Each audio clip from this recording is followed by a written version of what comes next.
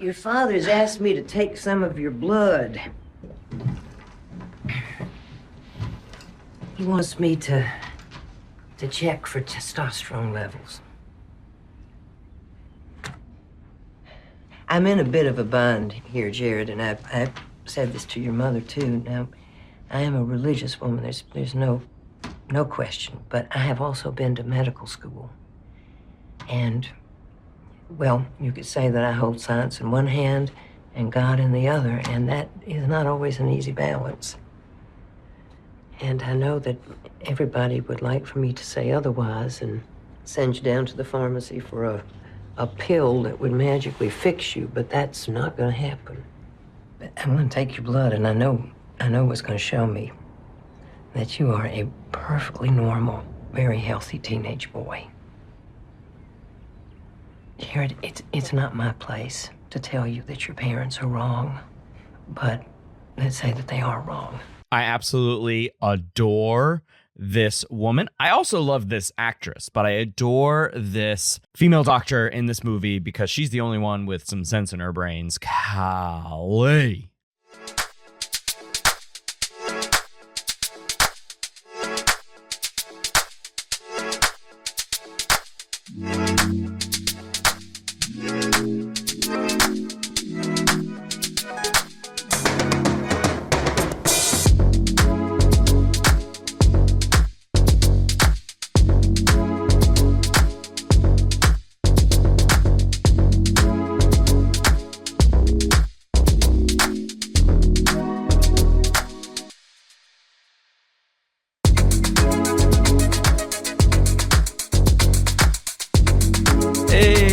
Everybody, and welcome to Cinema Psych podcast where psychology meets film.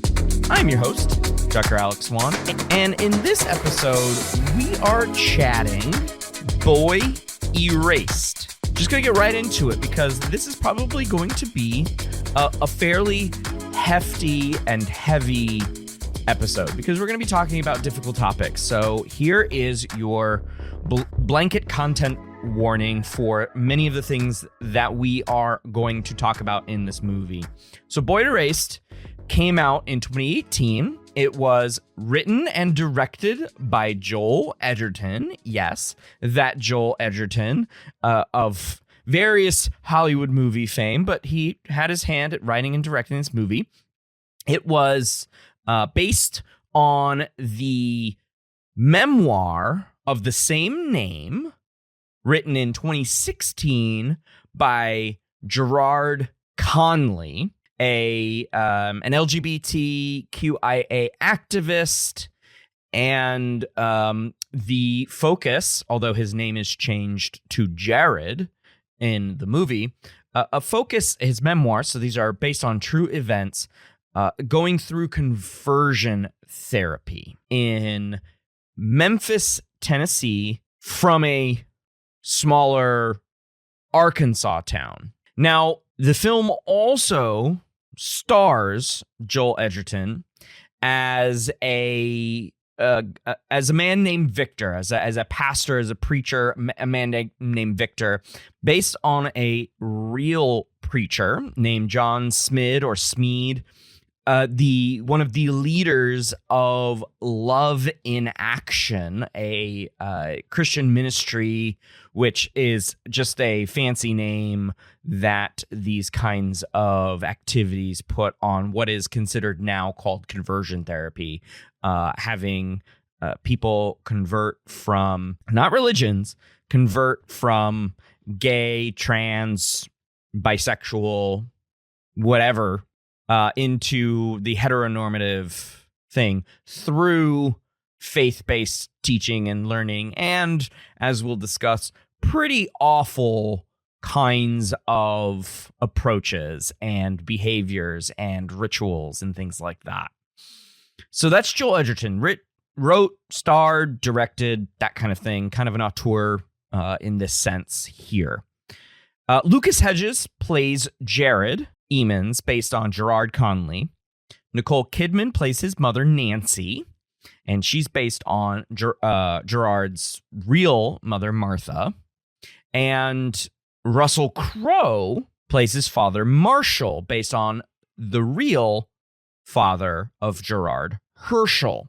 Now, Marshall and Herschel, both the fictional and the real version, were local Baptist pastors in Arkansas. Nancy, hairdresser. They really made Nancy's hair, Nicole Kidman's hair, probably wigs, look quite the Southern early 2000s when most of this stuff went down, look really, really bad. That's my opinion of the hairstyles. But they had great roles, Russell Crowe and Nicole Kidman. What I think was funny was because Joel Edgerton wrote this, if you're not familiar, he is actually Australian, and he ended up hiring Nicole Kidman and Russell Crowe, two other Australian big wigs, for this movie. I thought that was kind of funny. We got a trifecta here of Australians. I'm sure there were more. They just probably didn't have speaking roles or tried their best to do Southern or at least Arkansas or Middle South accents, Tennessee, Memphis, whatever. A few other names that you might recognize. Flea. Yes, the bassist from Red Hot Chili Peppers was in this movie. Did you know that he is an actor and has played several roles in his career? It's amazing. He's a great actor in that quirky kind of way, because he's a quirky dude being in Red Hot Chili Peppers. But he plays a really messed up dude in this movie. And so I'm sure we'll get into that. Joe Alwyn plays Henry Wallace. You might recognize that name, Joe Alwyn. You might recognize that name from The Favourite or Mary Queen of Scots or Harriet, British actor. He was with Taylor Swift for 6 years. That's why you probably know him, actually. You probably don't know him from any of the films that I just named, but you probably knew him from Taylor. Anyways, so he's in the role. He plays a character named Henry. We'll definitely get into Henry.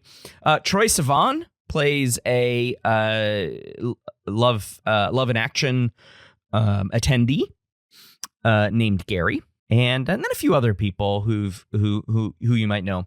But as I said, we're gonna get deep and in some cases pretty heavy. So just recognize that you can always stop and come back, just like you can with the movie itself. Stop and come back. The film did receive positive reviews from critics, and most of the positive reviews went to the performances. I will say Joel Edgerton, as a sort of novice director, but like behind the camera, he's pretty good in front of the camera. Behind the camera, not so much. This was his second directorial outing, and I gotta say the pacing in this movie is bad. The flashbacks are bad. I give this movie charitable 3 stars, and those 3 stars are for the performances, and that's about it. Lucas Hedges got a Golden Globe nomination in 2018 for his role, and Best Original Song in Revelation, and it won the GLAAD Media Award for Outstanding Film Limited Release at the 30th GLAAD Media Awards in 2018, or I guess 2019 at this point, because the movie did come out in late 2018. So 2019 Golden Globes, 2019 GLAAD Media Awards. And if you're not familiar with what GLAAD is the Gay and Lesbian Alliance Against Defamation.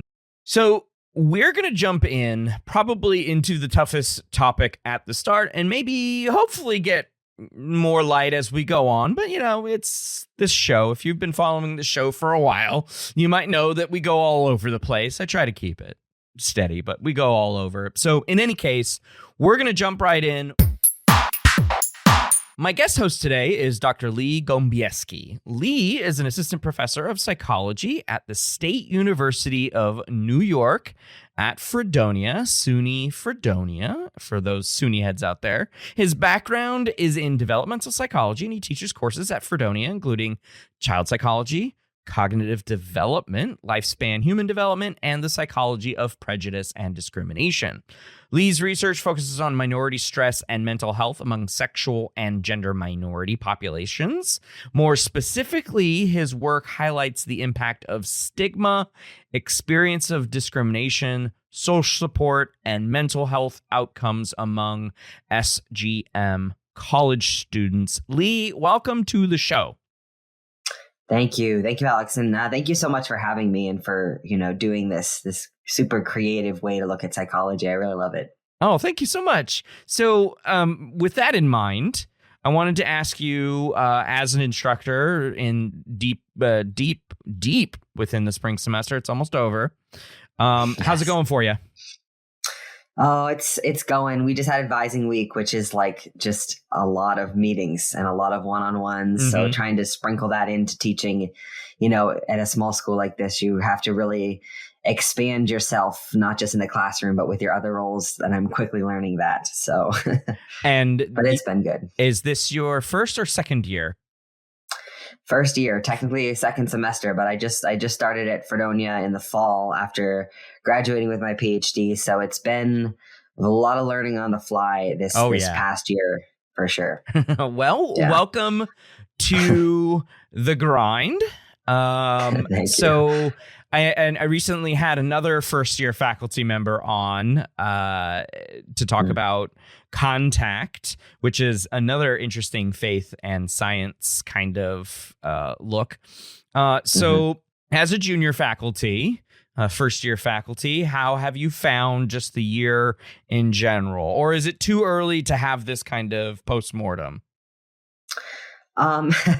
No, I will talk about Fredonia, and I am like giddy smiling about it. Right. I really do love the people that I'm with, and I'm a firm believer in it's really not where you're at, it's who's around you. Okay. And I have found some incredible colleagues, and the network that I have is kind of why I chose Fredonia, and they have been extremely supportive this first year, really helping me, with, reminding me about things and introducing me to, just like the ins and outs of our department and across campus. And I like how we've kind of been, there was another new hire with me in our department, which is very rare. So we've been kind of buddies. That's awesome. And like constantly asking each other things. So to have a mini cohort has also been incredibly beneficial. But I love it. I think this is my home, and I am so blessed because I know a lot of faculty bounce around quite a bit before they find it. I don't want to speak, anything into existence necessarily, but I really do think that, this, I could see myself here for a while, and that's so reassuring. So reassuring. Yeah, I felt very similar, starting at Eureka, and I'm in my, 7th year there. So finishing up my 7th year. So it's been fun. That's awesome. We'll have to talk a little bit more about how this goes. And of course, I'm always an external source for anything. But let's talk about movies, shall we? So the one thing that I like to get a gauge of my guests on, especially if it's their first time, is just general thoughts on movies. So, do you like them? What do you like about them?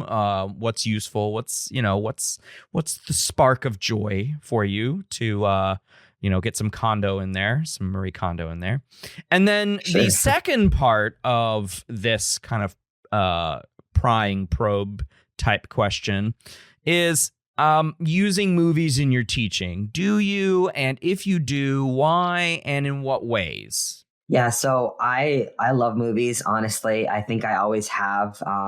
I grew up a theater kid. Okay. So I think that the aspect, and it's similar really with any production like this, where you have a role that you fulfill, and the fact that you can create this kind of this plot or this idea or even this like fantasy location essentially, and like movies and have been notorious as a form of escape, you know, and a form to take that person on a literal journey away from where they're at or what they're going through. And just that ability is unlike any other art form, I think, for the ability for cinema and film to literally transport a person. And the actors that portray characters and how incredibly talented they are has always just been really intriguing to me. And I think that there is so much intelligence behind performance, you know, and how you have to study that role, and how actors, whether you're on a screen or not, if you are portraying a character, you have to study and become that character. And there's a lot of, you know, intellect and, you know, I think behind becoming that role and playing out this plot. So I've always really liked that aspect, definitely, of film. Excellent. For sure. Do you use it as part of your teaching?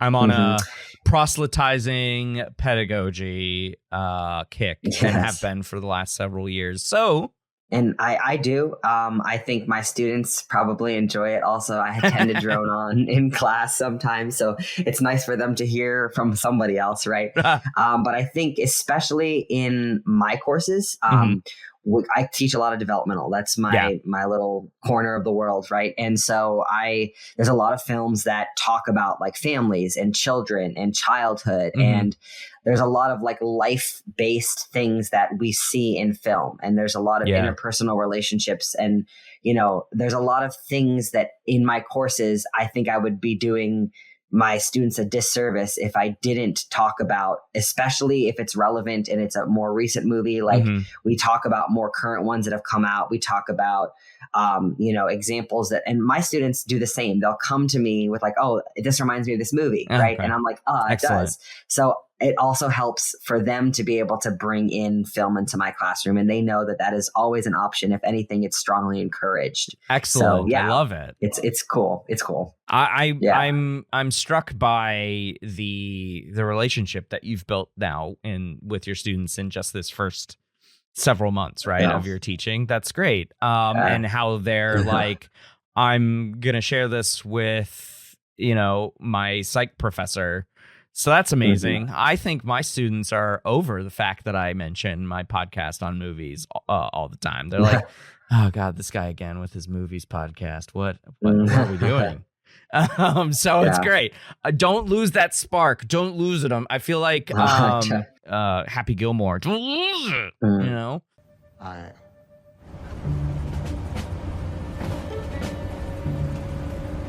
Standing, leaning, sitting.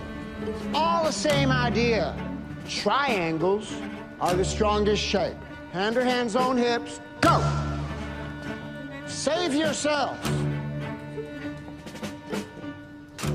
Fingers forward, not back. It's just the way it is. Think of the shapes you're making and ask yourself, is this a manly shape I'm making, or is it a girly or feminine shape? Sarah, come on up here. Come on, you delicate flower, you. Okay, I want you to arrange these guys into a line in terms of masculinity, if you will. Go on, you can do it. Follow your instincts. Myself and other addicts and alcoholics put our faith in AA. Get familiar with this phrase. Fake it till you make it. And y'all folks and kids being what you're afflicted with, better learn how to survive. When you're in prison, you'd surprise yourself what you could do to fit in. Come on, Philip. And the ball. Come on.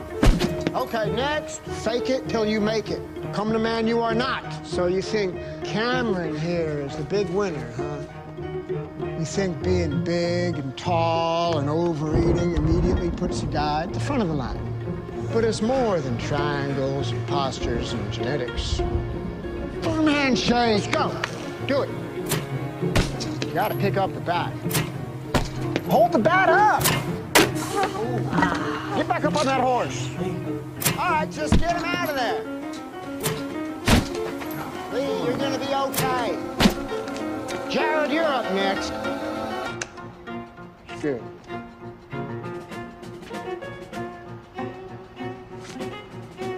military man. God bless, sir. Who you are on the inside can be affected by the outside. Outside in, fake it till you make it, adapt to survive. See, that's a batting stance. That's what I'm talking about. So let's pivot to Boy Erased. So in the intro, I mentioned Boy Erased is a based on a true story, on a memoir written by Gerard Conley, and pretty heavy, right? Lots of gnarly stuff happened, and we're going to get into that in a few minutes. But I wanted to ask you what you thought about the movie, what made you bring it up as a potential movie for us to talk about, and whether or not you liked it. So I liked it. It was very intriguing. It was pretty gut wrenching, but in the best way. I actually stopped halfway through and had to take kind of a breather. And for a second, I was kind of like, okay, what? I had this kind of moment where I was like, okay, it's either going to just continue like this or there's going to be a shift. And there definitely was a shift. And I was really pleasantly surprised. And I don't even want to say that like with the happy ending aspect, because it wasn't really like necessarily, I think, a happy ending. It was just, it kind of swang back around. Yeah. You know, it really kind of did a minor pivot, I would say. But I like the fact that it really addressed, this aspect of conversion therapy, this aspect of our society and how we view homosexuality and how we view other identities and how far, we have come, and knowing that this, this more recent, memoir, that it happened in 2004. And I was really shocked when I saw that. I mean, that to me is relatively recent, right? We're looking 20 years exactly back, and how far we've come from that point, but also how, and you can talk about like the ending and how it mentions the fact that these things continue to exist in our society and in our country. Yeah. So it's kind of like a look how far we've come, but also how far we have yet to go kind of moment. I felt a lot. So yeah, I think that it was interesting to know that it was a memoir going into it. And I just kept having that kind of replay in my head for sure while I was watching it. And I mentioned in the intro that you have done work with sexual and gender minorities. So can you speak a little bit about that in relation to the movie? Sure. So I am honored to work with sexual and gender minority individuals, mainly really any LGBTQIA plus college student. That's kind of my, I guess, target population that I have worked with over the past couple of years. And my research focuses on, experiences of discrimination. And it taught we, a lot of things about like homophobia, biphobia, transphobia. So I look a lot at that as kind of like the springboard often, and always kind of going back to their mental health, because I'm a firm believer in that. I want my research to be reformative, right? I want it to have a purpose. So I think that just looking at these experiences of discrimination, or even like hate crimes in general, or experiences of homophobia, if we look at that but don't point it to kind of an outcome of some sort, I think we're only getting half of the puzzle. Yeah. So I like to kind of circle back to, well, how do those things impact their mental health? And I've started to kind of dive into potential, mediator, moderator relationships with things like social support, with community building. And I think that is a key aspect that is one of often the most important things that we can offer, as a member of the community myself. Having that form of support, I think, is critical. And I think that looking at even like this acceptance kind of theme that we're constantly kind of seeing with Boy Erased even, is that is a small kind of little flicker of light, if you will, in the midst of things like conversion therapy or, experiences of discrimination. So I really try to highlight, the fact that mental health can benefit from things like social support, or from, individuals finding one another that are within the community and kind of rallying together, if you will. Yeah, making their own little communities within the larger community. Yeah, absolutely. Exactly. One of the classes that I teach, and you sparked my memory on this one. I don't know if I will be teaching it again because it's a freshman level interdisciplinary seminar, but the instructors at Eureka get to choose our topics as long as it fits a theme for this particular seminar. And the one that I've done 3 times, I've done it every 2 years. So over the last 6 years, I've done it 3 times, and it is the mental health challenges in the queer community. I use the letters, but can I sit in on that? I don't know if I'm going to teach it again. Because it's open to everyone, and part of the issue is not the content. The students want to learn the content. They don't want to do the work. So I got very frustrated last semester. It was great conversation in class, but it was like pulling teeth getting them to do anything college based, and they're first years, and I get it, But I really enjoy teaching. I really enjoy teaching this content because it's like you said, it's not really often discussed. And there are these relationships that we can talk about, variable relationships that we can talk about that really do bring about considerable mental health change, right? Just a small thing like your parents saying, I love you no matter what, right? And the class is split up, and we can have a longer conversation about this class, and I can give you some of the resources if you want that I've used in the past. But it's important because most of the students that come to my college need, and I forcefully use this word need this education because they're not getting it anywhere. And like we see in Boy Erased, I bring it all the way back to the movie. I always bring it back to the movie. Circle back. What we see and the setting of the conversion therapy, which is our first topic. This is our first segment, everyone. So we're just going to slide right into it. The conversion therapy is happening in the more faith-rich and heavy part of the United States, where religion kind of rules the day in many ways. They don't call it the Bible Belt for nothing. Right, exactly.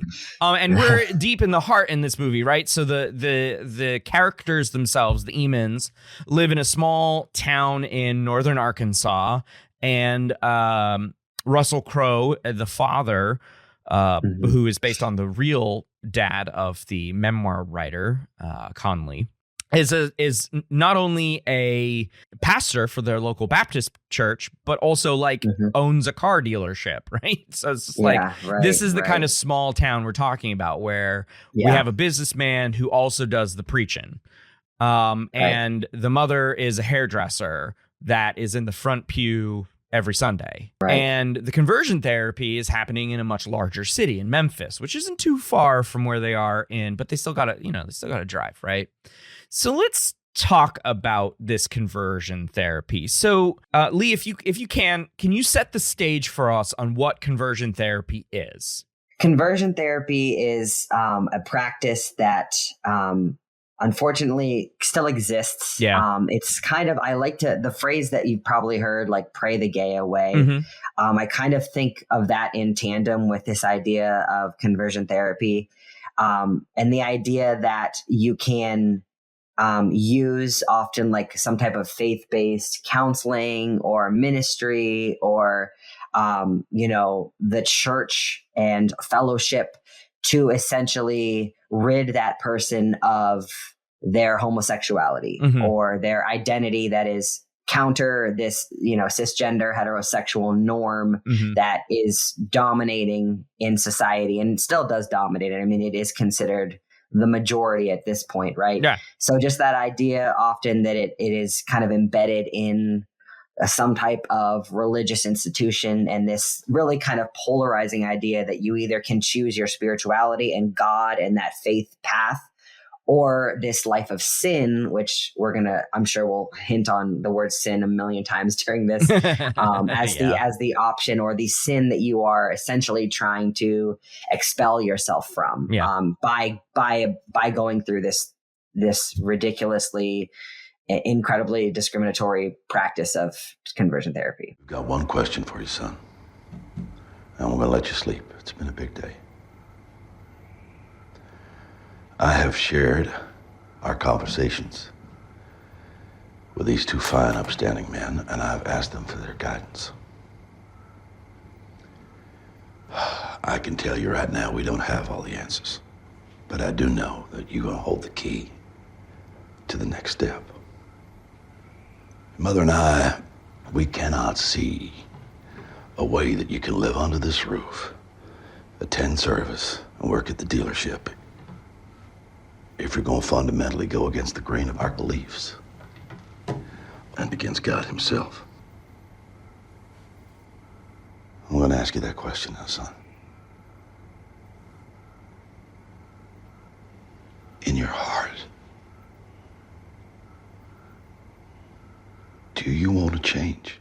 The language that you use, faith-based counseling or faith-based ministry, is euphemistic for what is actually going on, which is like this pray the gay away, basically. So Jared, our main character, is doing one of the exercises, which is like his moral foundation, right? The moral inventory. Inventory, thank you. And one of the things that bothers me about this movie is that the flashbacks aren't seamless, in a sense where it's like, wait, what are we doing now?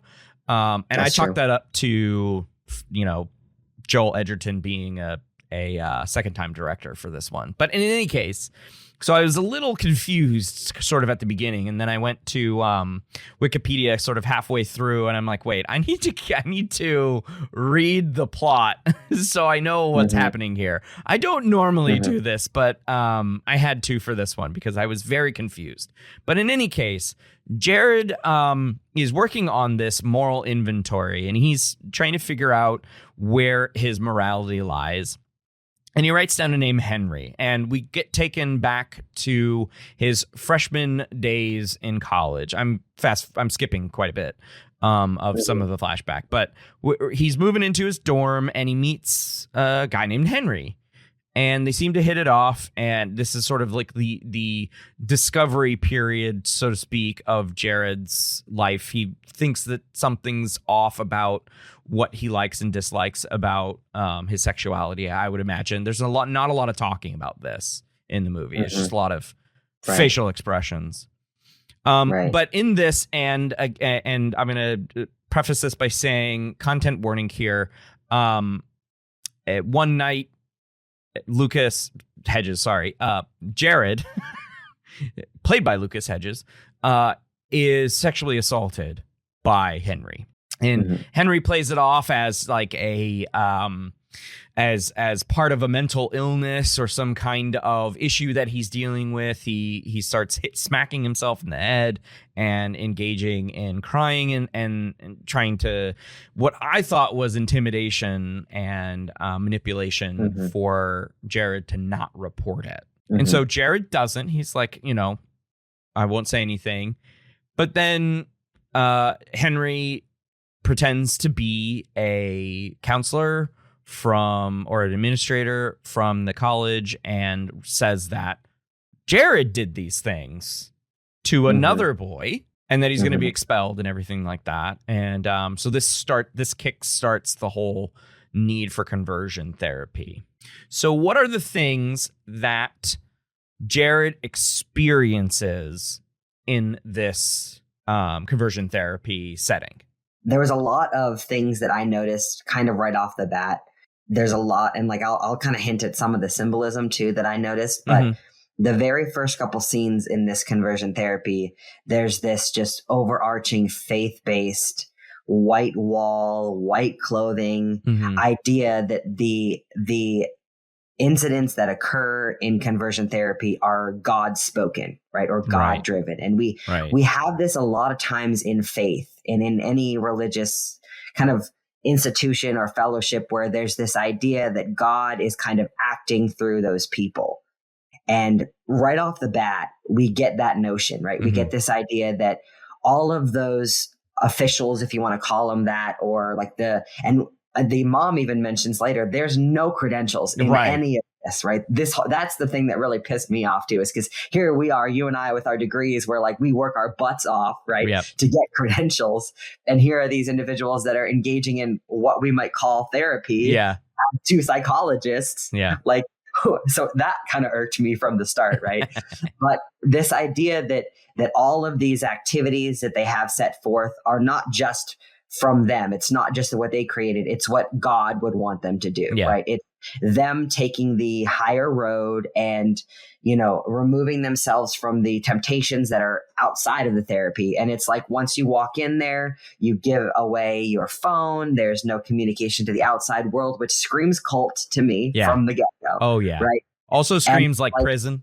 Yeah. Screams prison, screams like, you know, like having to go through the metal detectors and take off everything that could potentially harm anyone at all. And it's, even the mom was a little bit in the beginning, you know, like kind of confused about how am I supposed to contact him? We'll come back at 5. Yeah. And, you know, that whole theme right off the bat, that this is expected, this program, if you want to call it that, is expected to be a saving kind of experience. Like that everything within those walls is, you know, kind of like this higher road, this spiritual awakening almost experience that we get from the beginning.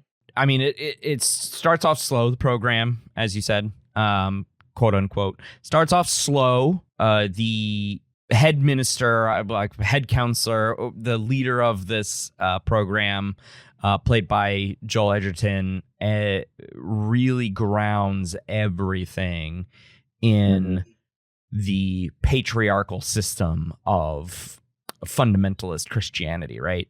And so one of the tasks that everyone has to go through is, again, the moral inventory. But even before that, they are asked to jot down their family trees and indicate any sins that members of their family on both sides, mother's side and father's sides, indicate any sins that might be there. Because the whole idea behind this particular restoration path / love in action, which I love how Joel Edgerton was like, oh, we'll change the name of everyone, but you're not changing the name of this actual organization. Doesn't exist anymore, luckily, but this organization is going to get called out by name.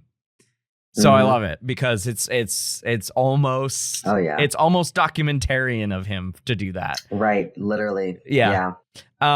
So they have to write down every sin, because the idea here is like your homosexuality, Jared, is caused by the sins of your family. It's not just you; it's the sins that have accumulated over time. And that always struck me, and I've seen that in a number of places. I show in the class that I was talking about, I showed the documentary Pray Away, which is on Netflix, came out about 7 years ago or so, and it's about a Christian ministry that crumbled under the weight of its own god-awfulness, and eventually people started leaving the organization and speaking directly out against it, and it could not bear that weight, which is good.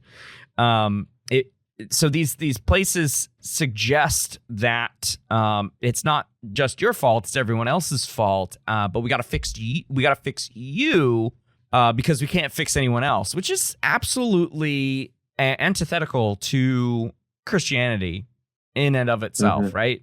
But this idea of love and love whoever, which is something that I think, in my mind, Jesus would preach to his followers, is not something that is something that is ignored by people operating under the guise of Christianity, because they want to cause harm, and they do cause harm because they know not what they do, as so to speak, right? Forgive them, for they know not what they do.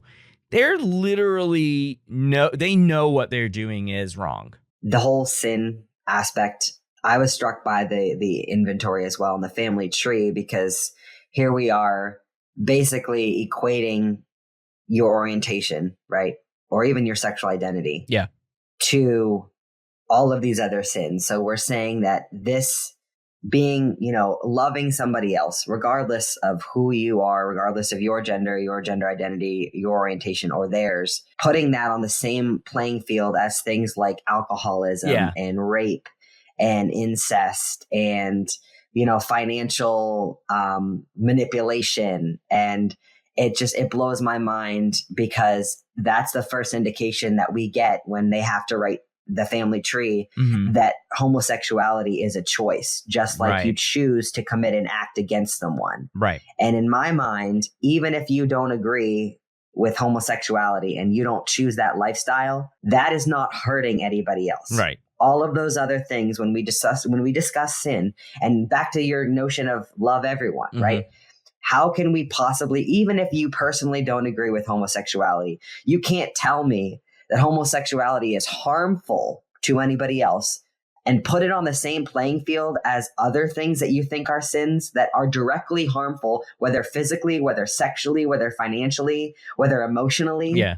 And that to me is just, that was the of the many in this movie, red flag from the get-go, where I was like, we're going to see this turn south. Because if they're already having these individuals put what they think internally, their feelings or attractions towards another person. Yeah. If you're telling them it's a sin and then also telling them it's just as bad as all of these horrific things, talk about the internalized homophobia that person is going to feel. Yeah. It's probably very strong.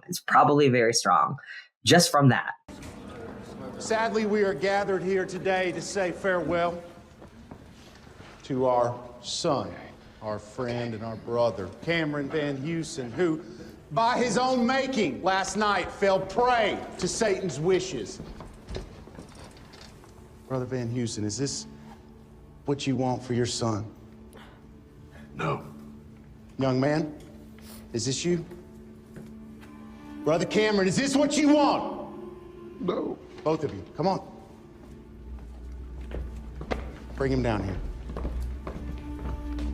Let's go. Who's gonna strike this demon down? I will. Out, you demon. Hit him! Get out of it. That's it. Ow! Leave, demon, leave!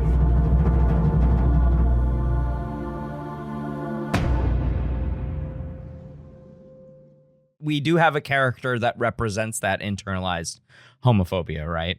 Correct. Yes. Cameron. We'll come back to Cameron in just a second. Cameron. Poor guy.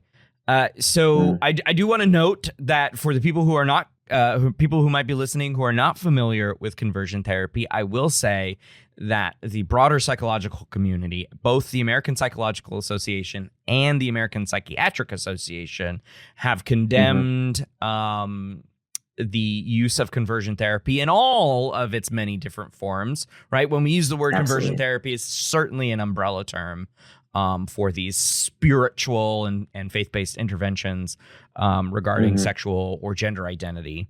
And so denounce, discredit, all sorts of things.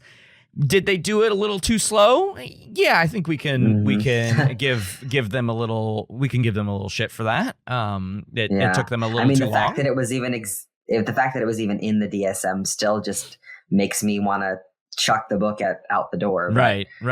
Yeah, but and still in the DSM until the late 90s or the mid 90s or whatever it was. But yeah, even the condemnation of conversion therapy took a little bit too long. Correct. In my view, they've only condemned it for like 10, 15 years now. So it's like, let's continue down this path of increasing, I want to call it barbarism, because it kind of is in my mind. So you've got the early stuff, the sin family tree, the moral inventory.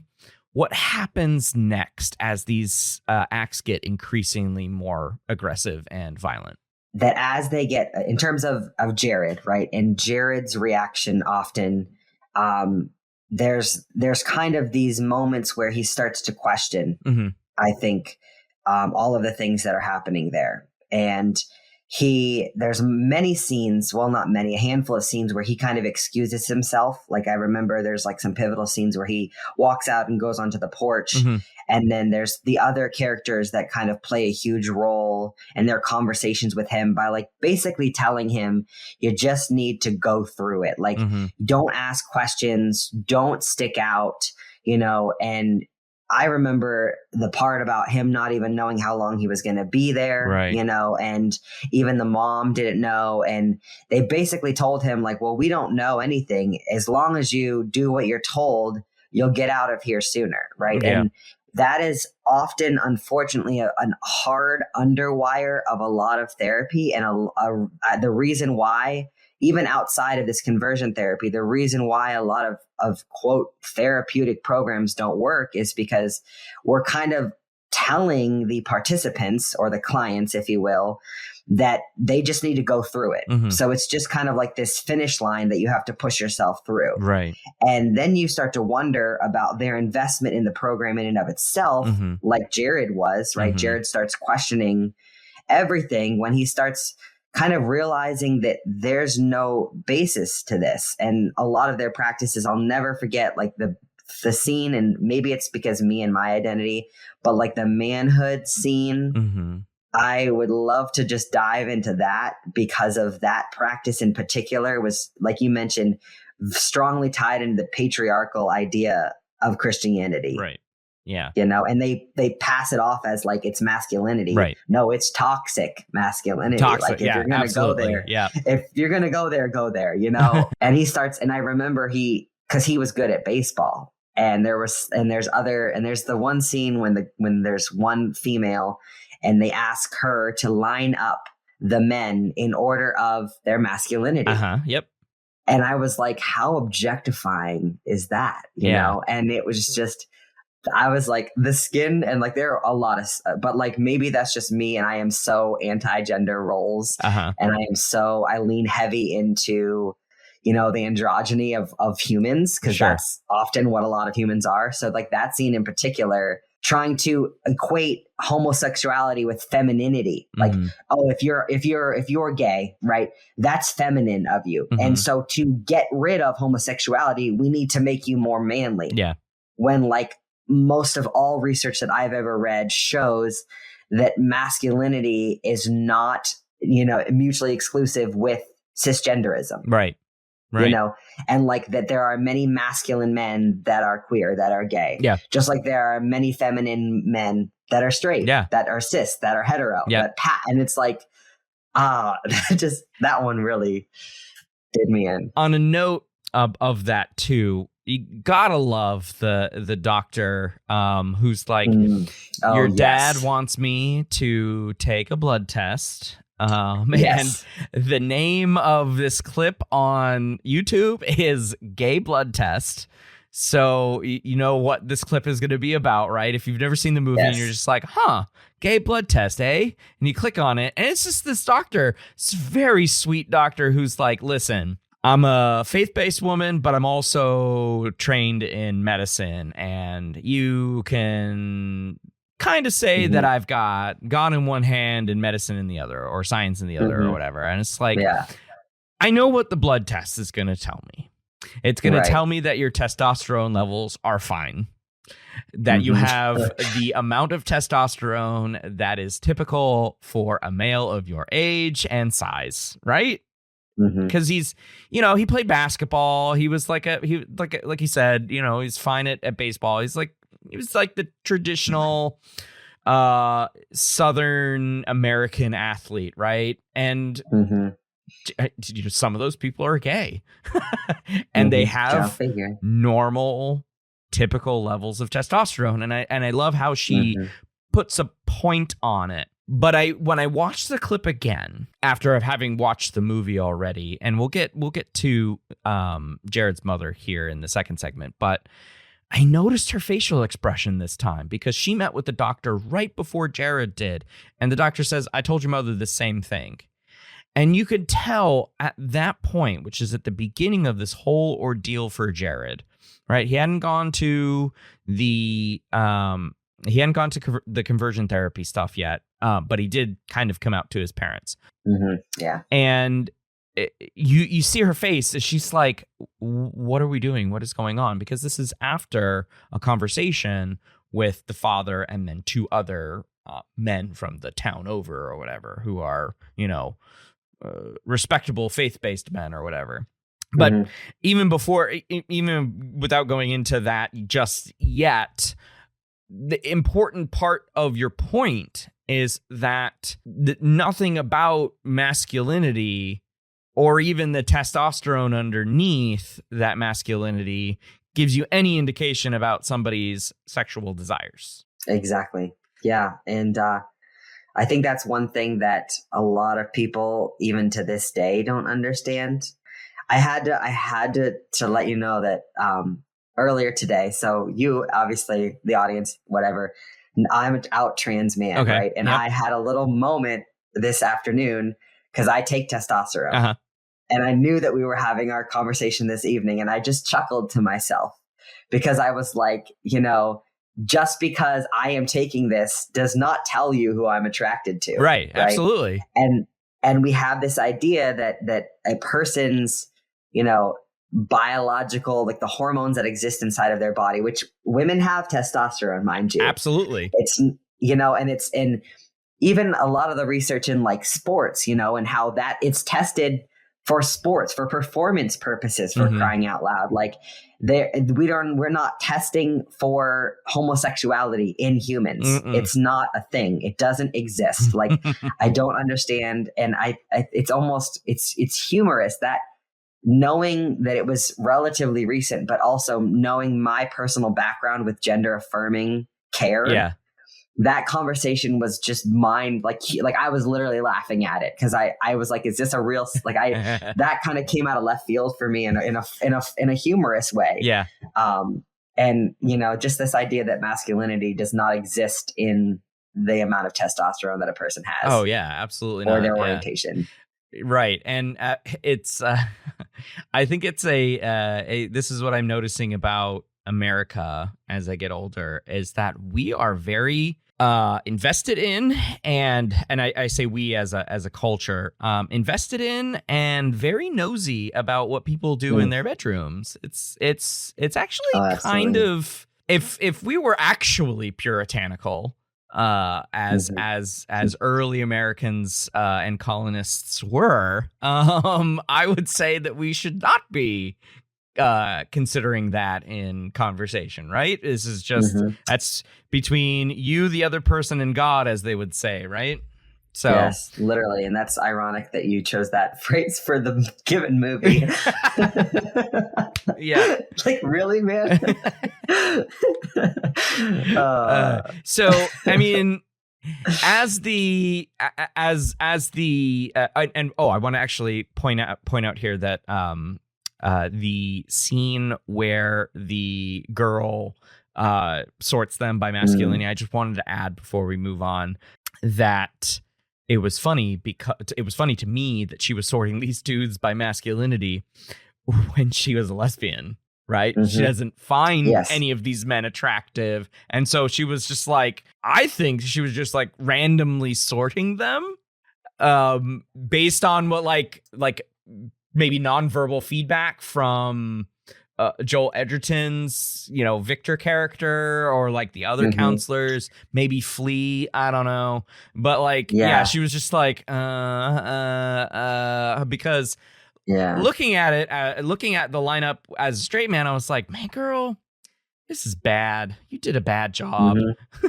And I'm there like, you shouldn't ask me to do it. I wouldn't have done it well either. Like, because that's not that's asking me to, to talk about something that's just outside of my literally typical framework. Right. Yeah. And it was I also thought it was interesting. First of all, there's a character named Lee. Okay, my name is Lee. Mhm. I was like, here we go. Oh. And of course, it was the feminine. And that character was played by a female. Oh, which one was this? I researched it. It's a character named Lee. Mm-hmm.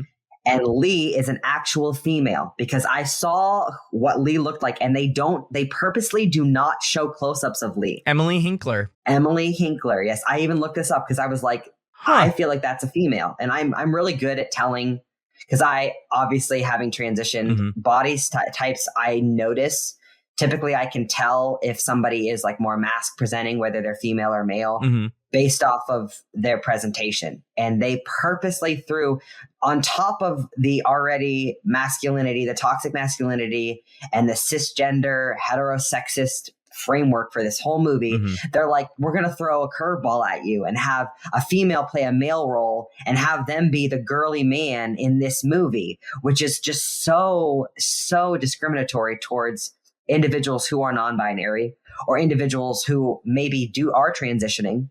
So maybe this is a character that wants to present as male, but can't because they were born female, because the character is a female, the real person that plays it. And that, of course, that's Lee. So I'm like, really, they got to do me like that. But in my head, I'm like, wow, that's something that I caught that I don't think a lot of viewers would catch, because I'm so used to seeing, I see that as somebody that works and that is trans and that has worked with clients and individuals that have transitioned or that present as many different things throughout their life. I wonder what they're going to do that. Yeah, they did that specifically because they knew that you were going to be watching it for this podcast. Exactly. I wonder what Joel Edgerton's reasoning for that was. If they were like not doing any close-ups on purpose, or I think more people would have caught it had they done more close-ups. Got it. Okay. And had they had the person, because I don't think Lee even spoke a line, maybe in a group setting, because I'm trying to remember now. But looking back, the only time I recognized that it was a female was in that lineup. Gotcha. Okay. And I remember the shirt was like, because they're, making sure that there was no real visual image of feminine attributes of the chest and things like that. Yeah.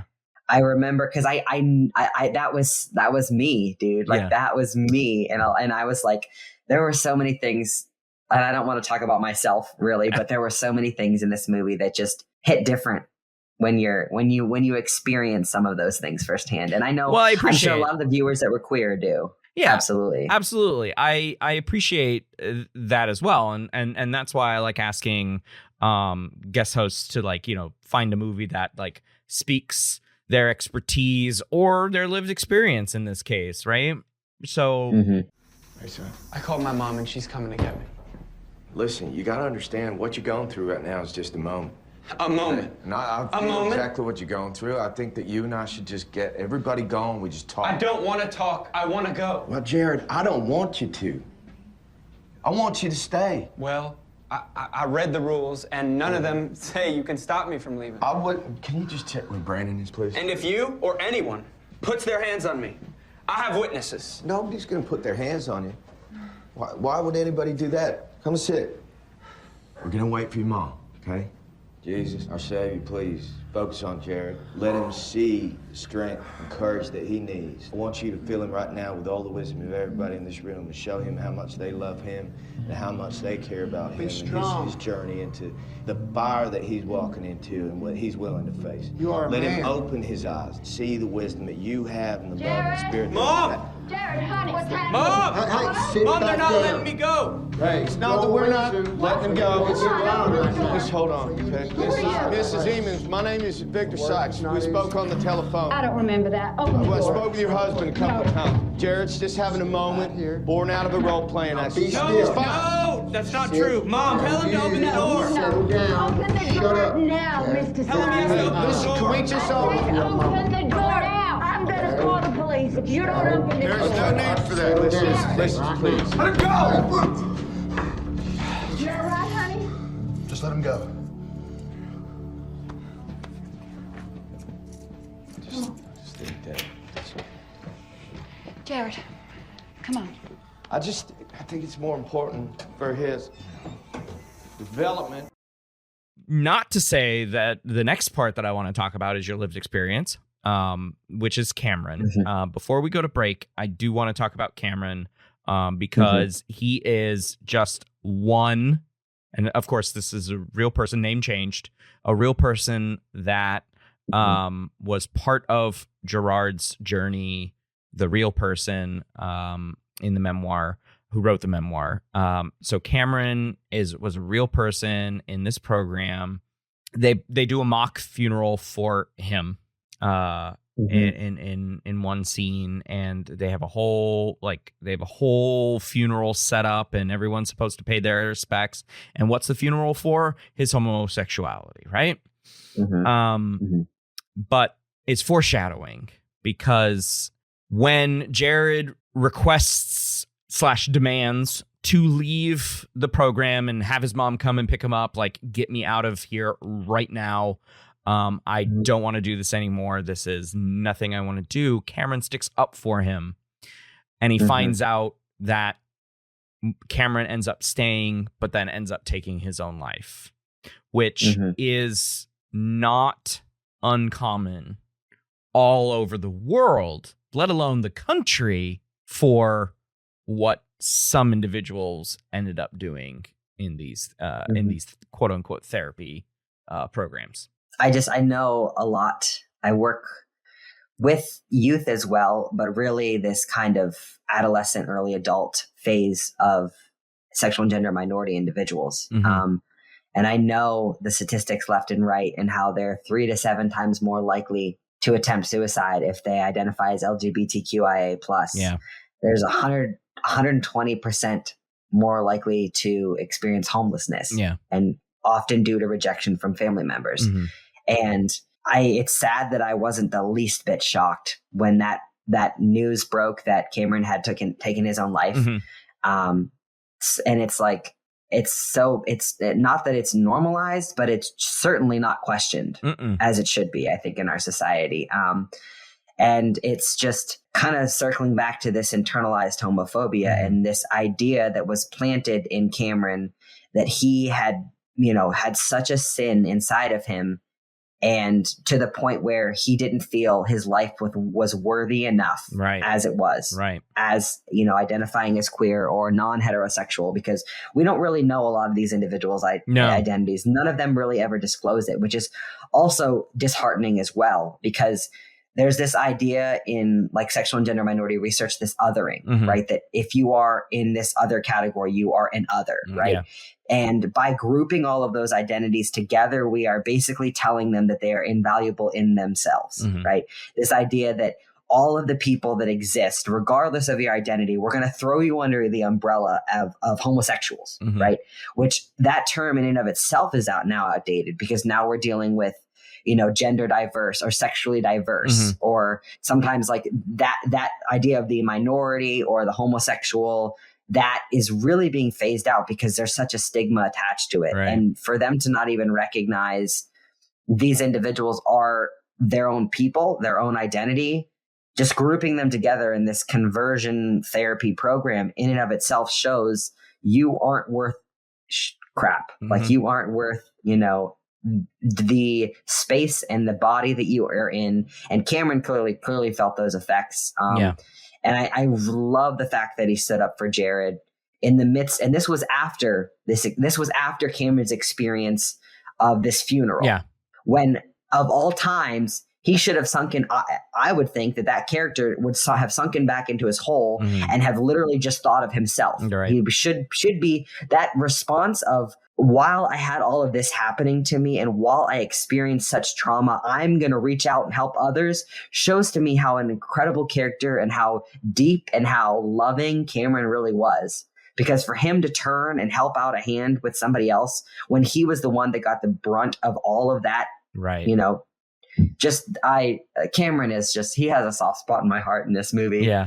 Absolutely. And he wasn't honestly a handful of scenes, but his impact was large. Yeah, he was the brunt of his characterization, and I'm assuming that, this stems from what really happened. There was this person during Gerard's time at Love in Action that got the brunt of the ridicule. right? Correct. And so that this character Cameron was now then the placeholder for that. So all of the brunt of the ridicule and conversion was centered around Cameron because he was the lowest hanging fruit, I suppose, for these, because he was physically big. He was a big dude. I was going to parallel that too. I was going to say that he was. I don't know his like, you know, national origin, but he also, like, I could tell that he had been, I'm assuming even before that, ridiculed for many other things in his life. Yeah. So I feel like that experience could kind of, you know, resemble like the final straw, if you will, for him. And there's a lot of research in, you know, like intersectionality and magnifying your identity status and how often they're not mutually exclusive and how you may experience, you know, oppression as a member of multiple different groups, not just with your, you know, your gender or your sexual identity. And I think that Cameron really showed us how detrimental that ridicule can be for a person's internal psyche and for a person's, you know, self view of themselves.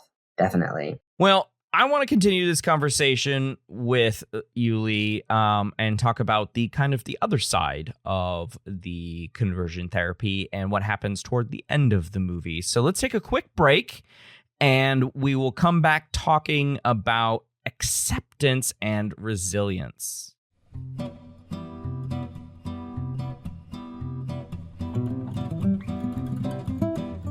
Are you a big fan of the Cinema Psych podcast? A connoisseur of the compelling stories and intriguing insights that we have on this show? Well, show your love in style with our premium podcast merchandise. Yeah, that's right.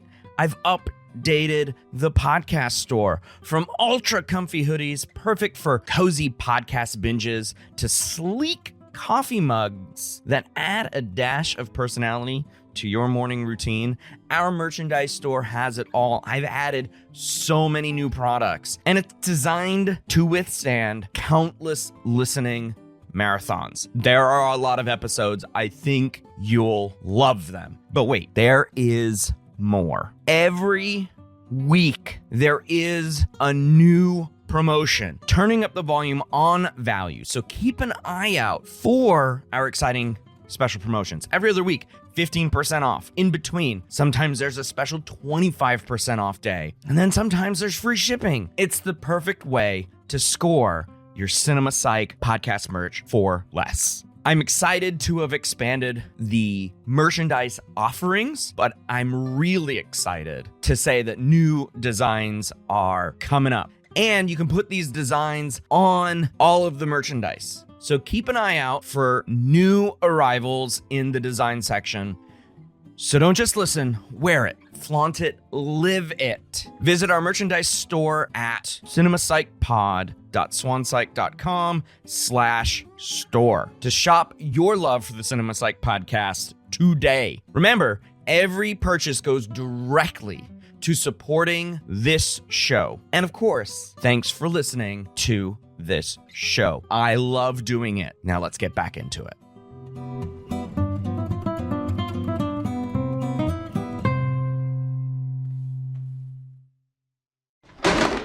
You want me to stop with the games? I'll stop with them. I broke up with Chloe. Because...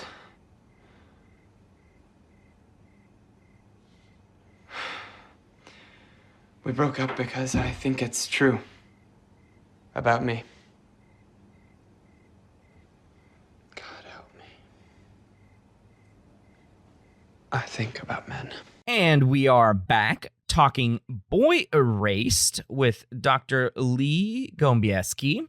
Lee, we spent the last segment talking about conversion therapy and all of the trials and tribulations that Jared goes through in the process of understanding his own sexual identity and realizing that conversion therapy is awful, and ends up requesting to leave. and never come back to love in action. So I wanted to talk in this segment about acceptance, not only acceptance when it's normally discussed in this context, which is the queer person comes out to friends and family, and then acceptance is what is received, or hopefully, right? Rather than rejection, right? So we've got acceptance and rejection by others. But also in the movie, you see the journey of self-acceptance by Jared. So not only acceptance by others, but also self-acceptance, which really, to me, indicated quite a bit of resilience on Jared's part, right? He goes through that sexual assault, like I said in the last segment.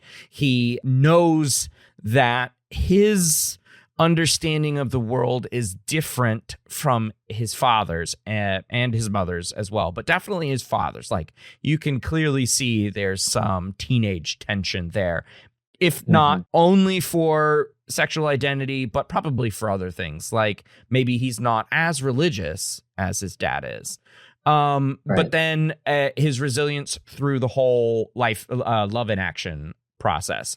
So, Lee, since you work in this realm, I'd like to hear your thoughts, if I may, regarding acceptance and the kinds of interactions that Jared had with his parents in this space. Yeah. So as I was watching and kind of jotting down notes, I think I wrote in all caps something like "Mom saves the day." And I have a really, really, really strong, incredible relationship with my mom. So I was kind of low key hoping the entire time, because I like to say that the mom left breadcrumbs throughout the whole movie, leading to the interaction when they had dinner together, the day that she went back to rescue him. And there's this pivotal kind of scene when she comes to rescue him, and it's right after Cameron tries to help him, right? Cameron says, just let him go. Just let Jared go. And goes into the bathroom, and that bathroom scene is when the F faggot word gets thrown around. There's all these things that are just really, really horrible, horrible, horrible in a row. And then there's this moment, there's a little break, and Cameron says, just let him go. And right after Cameron does that, kind of opens the door for Mom to walk in. And Mom is at this tiny little wooden door. She's looking in this little like square in on this. And suddenly we see Mom kind of get a backbone. Yeah. Right. And that moment, and I am so partial to women in general in our society, particularly mothers, because I think they are responsible for literally all of our existence. So they have this like literally they have like literally, and they have this role often in families of kind of like the mama cub, right? And mama cub comes out big time in that scene. And that to me was a small indication of acceptance. And then when they get in the car and they sit down at dinner, and she calls the dad and says, Jared, the dad wants you to go back. And you see Jared's face just sink. And he's like, oh my God, because up until that point, Mom has always done what Dad said. Right. And there's often sometimes when we see within families, kind of relating back to that acceptance, there may be instances where one of the parents is accepting and the other isn't. Right. Yeah. Or we may see instances where there's one family member, like typically when we look at kids, AKA, I say kids because I call my students kids, right?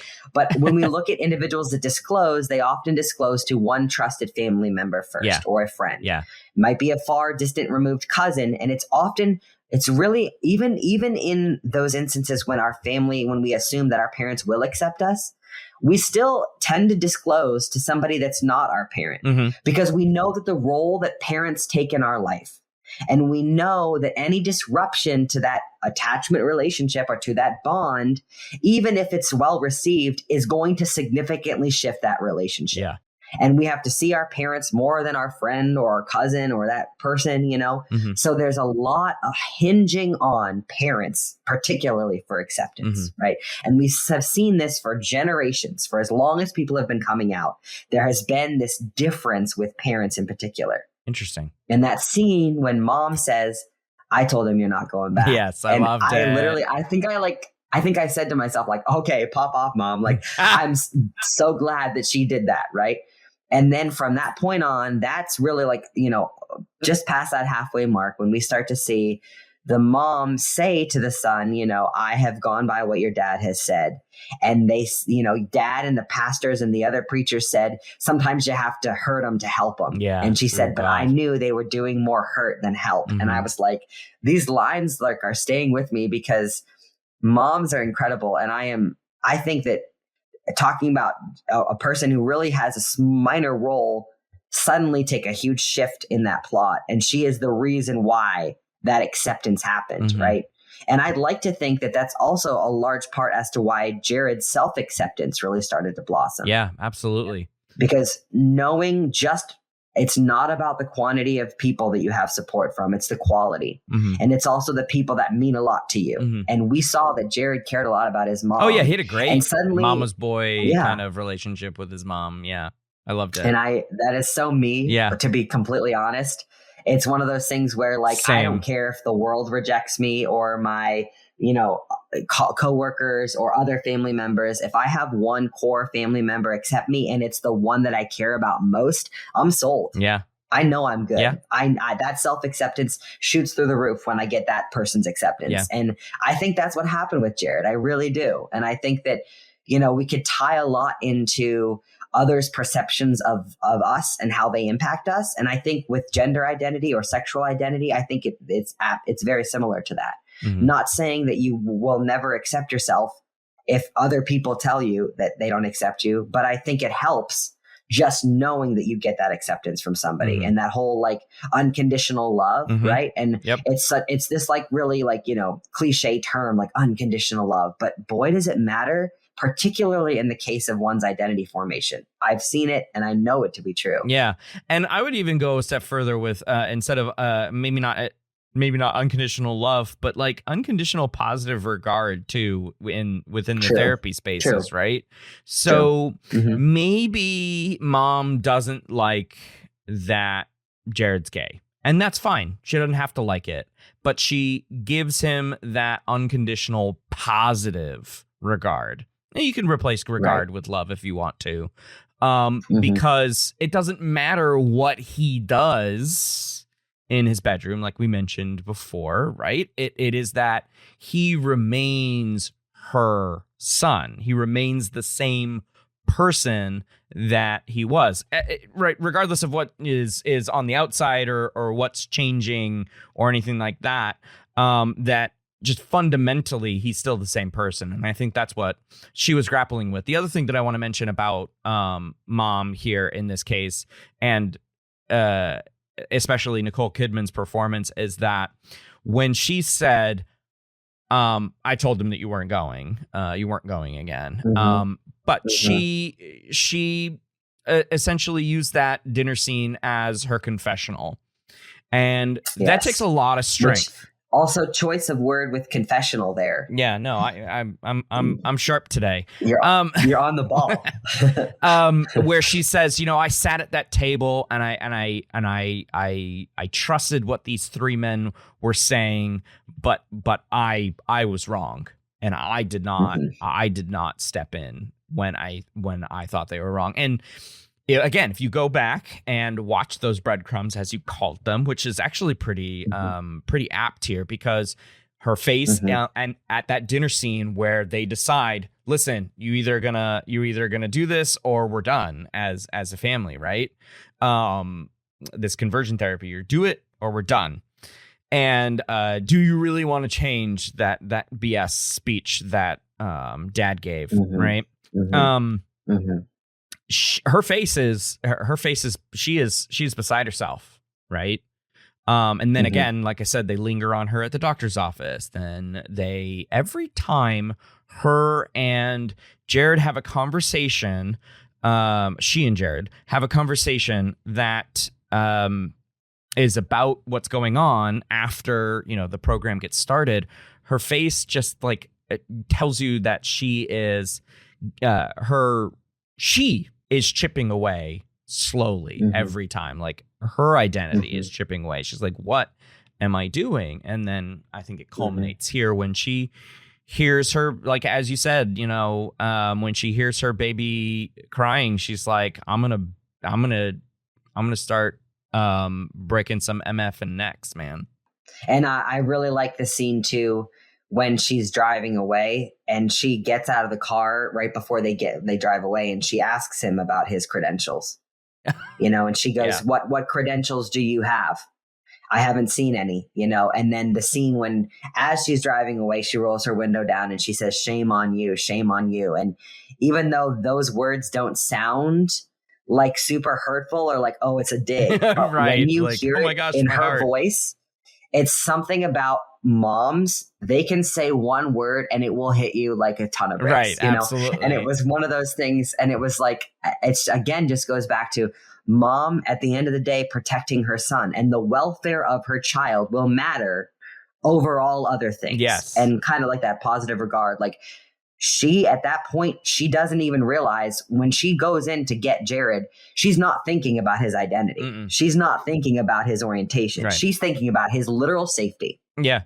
And sometimes with acceptance, when parents are met with, my child is in a harmful place, and that can be, unfortunately, like, I don't want to have to say it, but sometimes with suicidality, Mm-hmm. or when we start to see their mental health tank. And when a parent has to suddenly say, oh my goodness, me rejecting my child or me forcing them to do or be something that they're not is harming them, which is what she realized. Acceptance then becomes often sometimes the alternative, which is much safer than you trying to change them in any aspect or hoping that they'll change, And sometimes it takes, unfortunately, the realization that their physical or mental health is at risk for them it's kind of the precursor to acceptance. And I hate that it is that way, because that's a very, very thin line to walk. Yeah. It's a long road too. But it's a much longer really road, right? Really to is. get to that point. I don't want to pretend anymore. We don't need to spend time together. We don't need to speak unless we're going to talk to each other properly. Like, you've done some things that have really hurt me. Like you never asked if there was more to my story at college. You never asked if I was okay. You were too focused on how it affected you. There's so many things that we've never spoken about. And I don't know if we ever will.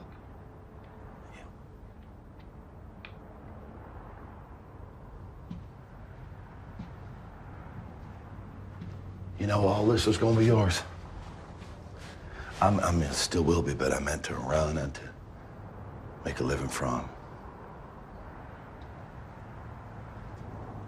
I understand. We all got our own paths. The truth is, I want you to do well. I want you to have a great life. I love you. But I can't pretend either. There are things I disagree with. And I'll admit, I'm gonna be honest, I am being prideful when I resent the fact that I may never be a grandparent. Now, that's just the truth. It's hard for me to admit that I have hurt you. And that with my beliefs and with all that's gone on, I understand I may have set myself up to lose you. And I've had to ask myself and God if I'm ready for that.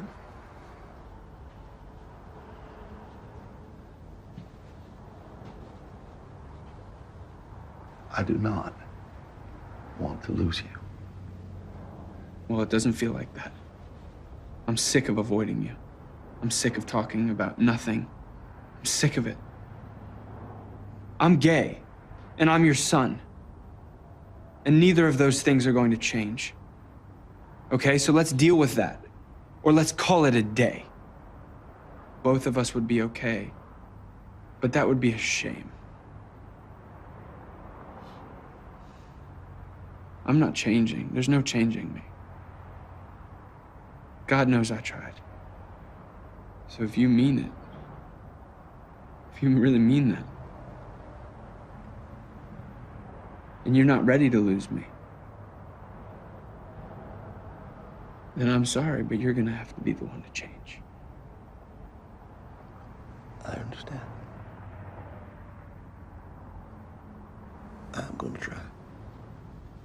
So let's pivot here from mom to dad and Jared, where we see the exact opposite kind of occurring throughout the film, Correct. right? So dad is a preacher, as I said, in the Baptist tradition, and in that area of Arkansas, it's more fundamentalist than in other more metro areas of Baptist tradition.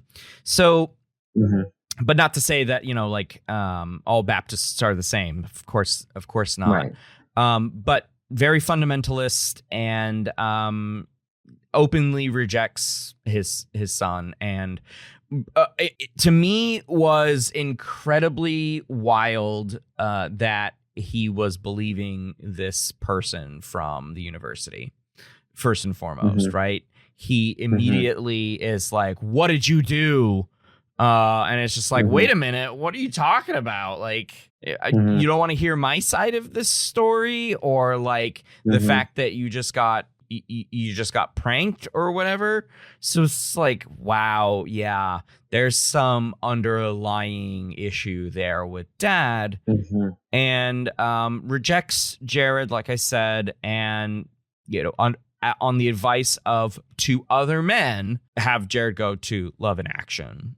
And the end of the movie is so powerful to me because I don't have a relationship with my biological father, and the relationship that I have with my stepfather is fairly basic.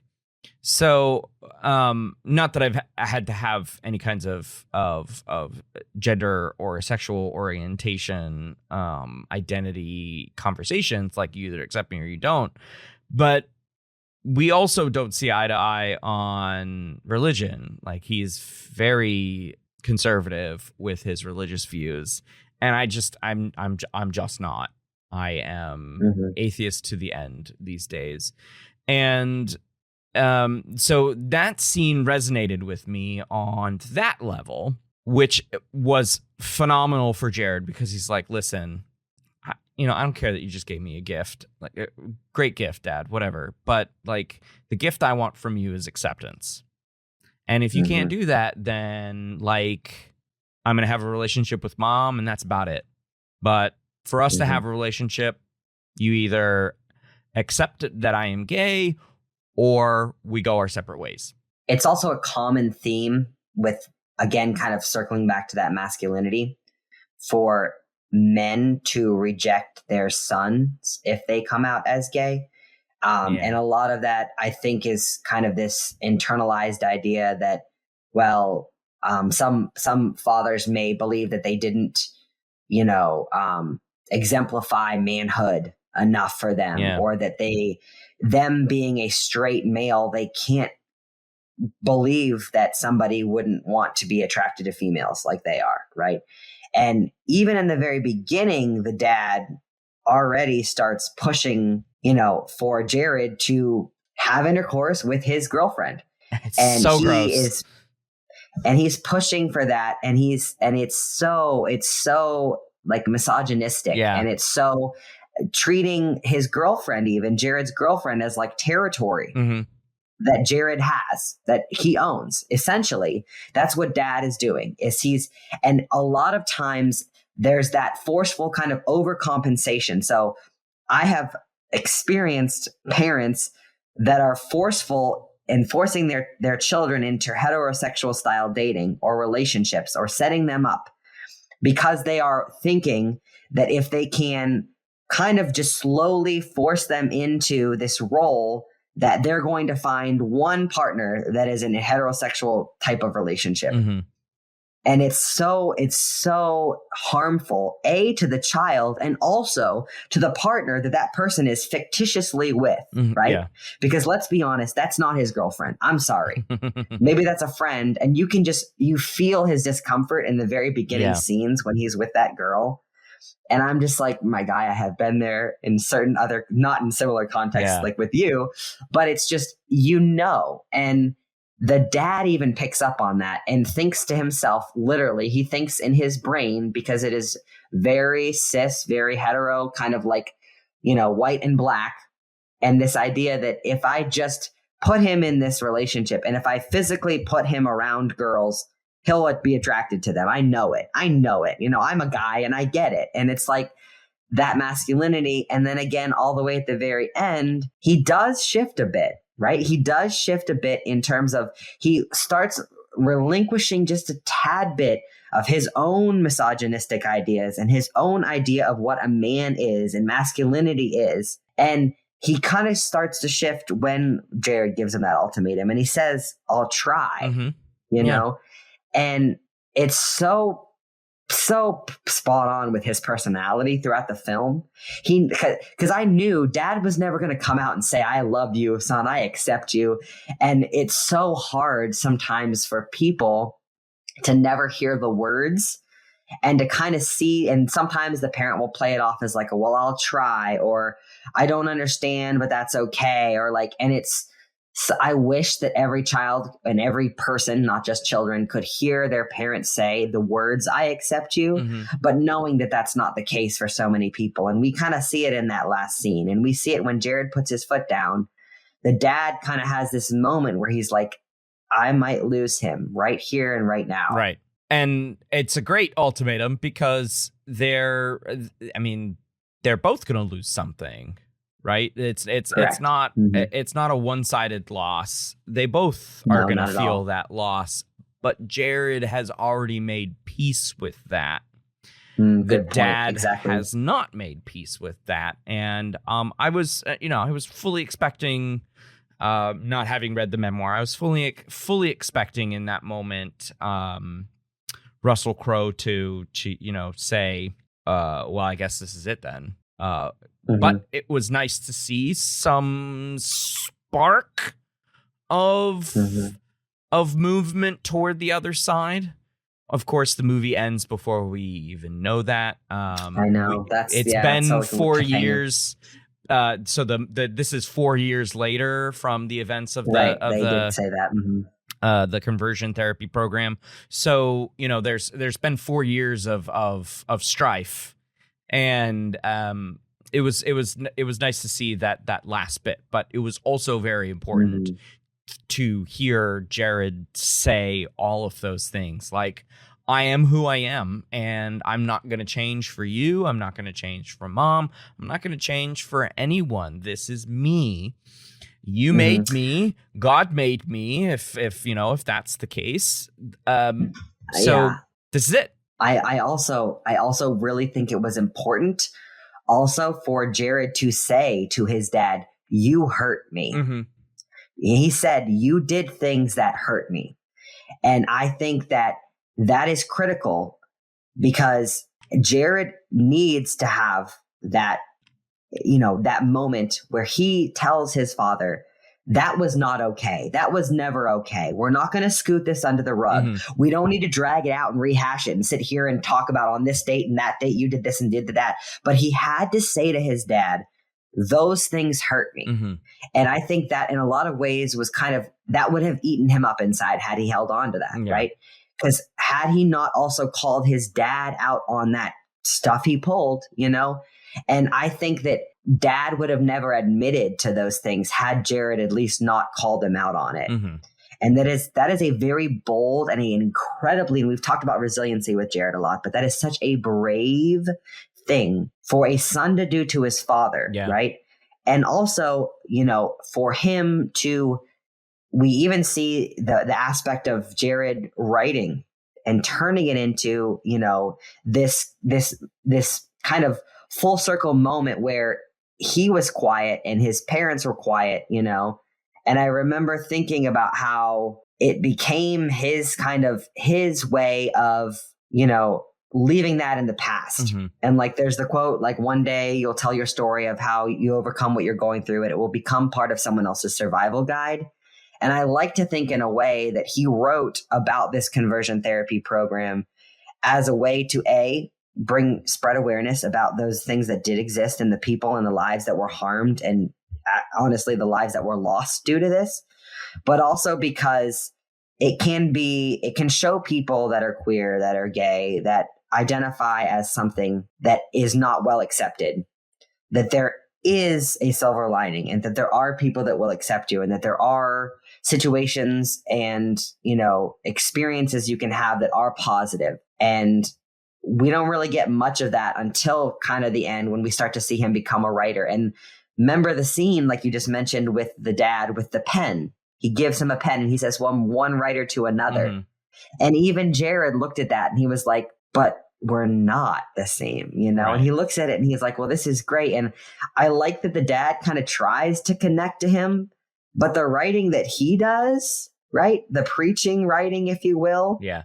The sermons. Can we really call it writing like Jared, Right. you know? And I was like, that's such an insult to authors everywhere. but in all honesty, you know, like, and I just, the pen scene in the car shop from the preacher dad, I was like, what is this? Like, Yeah, oh absolutely. goodness. But it was a good scene.